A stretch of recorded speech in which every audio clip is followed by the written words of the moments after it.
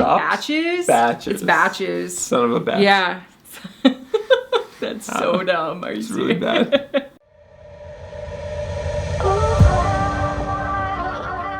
Hello, you are watching Steph on the Pedal, and today I'm sitting here with Human. You may have seen him before, minus the blue hair, on this channel.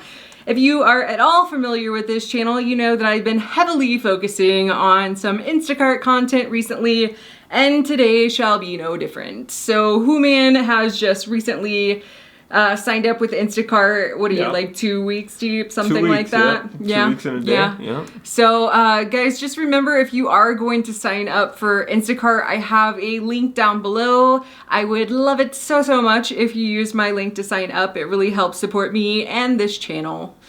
But yeah, let's have a little talksies about your Instacart. Instacart? Yeah. Sweet. All right.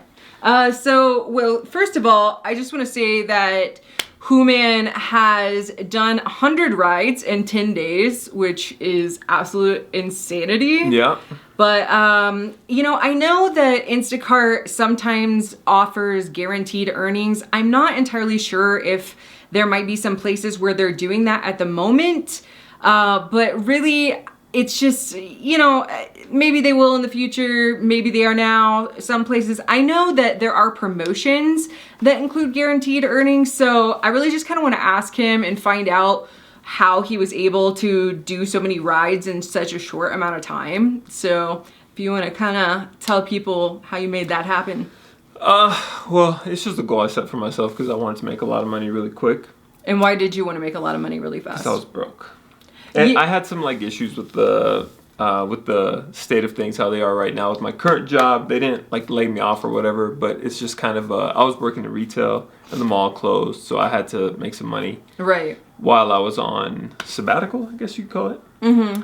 So I was driving for Uber, and I would just drive around for Uber, and you're not getting rides if you drive for Uber. You already know what that's like. Right. There was just nothing. So some markets are actually okay still, but our market's not. Our market. We're in Denver, Yeah, and Denver, you're not making money if you're driving for Uber or Lyft right now. I would drive around with Uber and Lyft both on at the same time, and just nothing, just crickets. Yeah. So, so I tried Instacart. I didn't know what to think of it, but I thought, you know, you have to adapt, and so just did Instacart and just tried to do. I figured if I did 10 rides a day for 10 days, I would make at least $1,000 in 10 days. So that was my whole goal. Did you? Yeah, I made more than that. 1,250. Nice. In 10 days, yeah. That's awesome. Yeah. Okay. So it worked out. Yeah. Mm-hmm. So I think, but you said something to me about wanting to do a lot of rides. Why do I continuously call it rides? Because we drive for Uber. It's so used to Uber and Lyft that I always call Shops? Instacart rides. What do you call them? Shops? Batches? Batches. It's batches. Son of a batch. Yeah. That's so dumb. Are you serious? Really bad. But no, I mean, you had said something that maybe you were concerned that the stores may get worse. Yeah, so that's my other thing. So like I was really worried, and I still kind of am because I'm still doing Instacart. I was kind of worried about, you know, obviously panic buying and everything like that. And one store that I went to, you went to the same one, you said that there's actually a line to get in. For some reason, one of the Kroger's, there's a line to get in. Yeah. So I was like really concerned about regulations for shops and stuff. So I wanted to get in as many rides as possible before it got tougher to shop. Yeah. Because right now, the way things are, and I did some shops today, it's not really difficult to shop. No. It's pretty quick and easy. The supermarkets aren't really packed, which is kind of weirdly surprising and ironic. So I wanted to get in as many shops, batches as possible before things got a little nutty. Because you were kind of thinking that as we reached maybe peak, that the stores might get worse, which is not, I mean... It doesn't seem to be going that way. It could. Yeah. I don't know. We'll see. I can't see people panic buying any more than what they already are. Right. But I just wanted to make sure I make, you know, get as many batches as possible. So what was your strategy? Like, what were you I just, being new to it, I just wanted to knock out like quick batches, so like under 20 items, stuff like that. Yeah. And then just kind of assessing if there's a boost, if there's a high tip. I just kind of wanted to get a bunch of batches under my belt and just kind of learn the ropes of it. Yeah. Because, you know, there's a learning curve. And so I didn't want to spend too much time on one shop because if I do that, I kind of get frustrated sometimes and I just want to get the heck out of there. Right. So I did sort of shorter batches. Okay. With like high tips and stuff like that. Yeah, that makes total sense. Yeah. Do you have any new beginner tips for us? Ooh. Well, I mean, everyone does it differently. For me personally, like Instacart gives you an order of doing it that's supposed to be super quick. It says like... You mean with the grocery list? Yeah. It's ordered for you to navigate the store yourself. I began to disregard that, and I just started with produce 9 out of 10 times. I noticed that was kind of a pain, too, to follow their order. I thought that was the way to go at first, but I realized that it's out of order. Yeah. Well, I mean, I'm sure there's a... They have the priority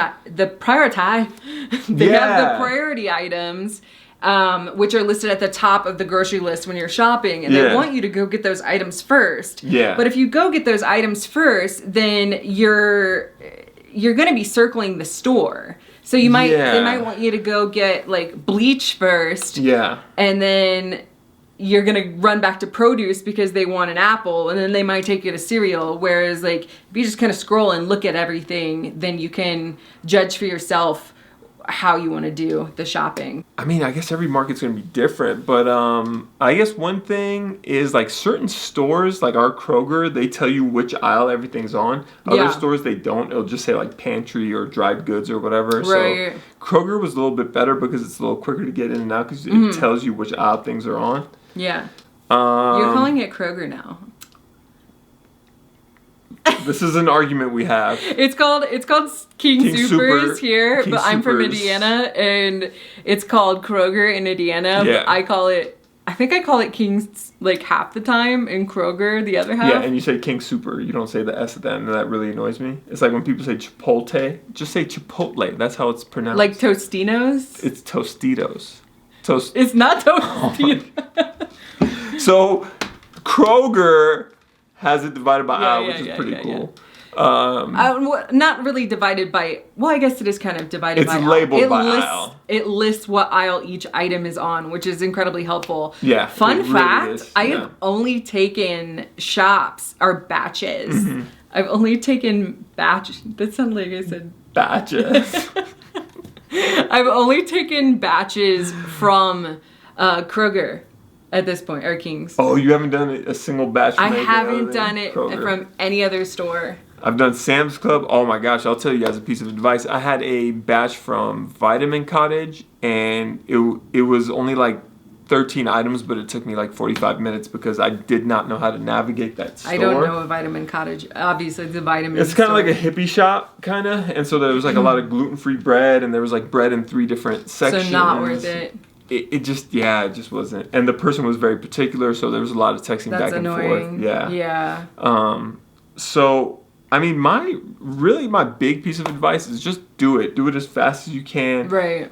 My first 2 or 3 batches, I absolutely hated. I struggled. And then like 4 through like 20, it just flowed and it was easy. Right. And actually, like, I think we talked about this. It was actually kind of fun. Yeah. Especially if you're used to driving. Are you not feeling like it's so much fun anymore? Are you getting over that? Well, I'm like, going a little new slower now. I'm going a little slower now. Why? So I'm enjoying it a little bit more because I was just going at such a fast pace that I was burning myself out. Oh. So I'm just kind of doing larger batches now where I could take my time and like make like $30 an hour. Because if you get a large batch, you could find a large batch between 25 to 30 to like $35 an hour, and just take your time doing that. It should take about. What do you mean take your time? You're not like. I'm not hustling. Like I was running. Yeah. See, I mean. It makes a difference. I'm of the opinion that the faster you get through the store, I mean, the more you're going to make per hour. So I don't see why you wouldn't hustle plus. Yeah, you're right. I'll probably get back to hustling. But, I mean, you spent 10 days working your absolute A off, though. So, like, today I made $100, $110, and I worked for, like, 5 hours, and it was a pretty leisurely five hours. Yeah, that's cool. Yeah. Yeah. Mm-hmm. So, what was your first week's earnings? $848. Okay. So $850, let's say. And how many hours? 43 hours. Okay. And that 43 hours is pretty true to what I was working. It's pretty close to it. I was very active during that whole time. You know, Uber, if you guys drive for Uber, it'll say like, oh, you drove 20 hours, but really you're on the road for like 30. Right. I'd say this hour, it tracked it at 43. I'd say it's pretty accurate. Did you? And what was the math on that? It came out to about $19.80 an hour. Yeah. What I've kind of figured out too is that, I mean, like the first couple of days I was only making $15, $16 an hour. And then, you know, day 4, I think I was at $23 an hour. So you definitely get better at it as you go, and it's easier to be faster and really increase your hourly rate. So, I mean, for me, my first week, I'll flash it up on the screen. I can't quite remember, but I want to say it was like 4 something, and I did 19 hours. I think it was like a little, I want to say like $20 an hour is what I ended up doing for my first week. So yeah, I didn't work a ton, but at the same time, like, I feel like that was worth my while. And just the fact that you're spending so much less money on gas and you're putting so much less mileage on your car, like that's such a bonus for doing this. Like it's insane. Yeah. Oh, I guess I'll just say this, guys. If you're going to sign up for Instacart, don't get discouraged. The first 2 to 3 are so annoying. And then once you get into the flow of things, it gets a lot easier. And it's actually, like we were talking about it last week, it's actually kind of a fun gig if you're used to Uber and Lyft. It's not bad at all. I like it way more than Uber and Lyft. Really? Like 1,000 times. Yeah, another more than cool, like there's like a lot of little benefits, but one of the, like you could just listen to whatever music or podcast you want in the car. You don't have to worry about what your passengers like, you know. I'd say probably the one negative is like apartments and going upstairs with groceries. That's probably the biggest negative. You can avoid those though, and I do avoid you those. Can. I am not delivering to apartments. Yeah, I do not do that. Yeah, but overall, fun gig. Put on a face mask and get out there. I think I've enjoyed it so far. For sure. And with the weather getting nice, it's fun. Cool. Yeah. Thanks, Who Man. Yeah. Yeah. So don't forget, if you're gonna sign up for Instacart, make sure you use the link down below. Subscribe to this channel. Hit that thumbs up if this video was at all useful to you. Don't forget to hit the bell notification icon so you don't miss another upload with me. And I will see you soon.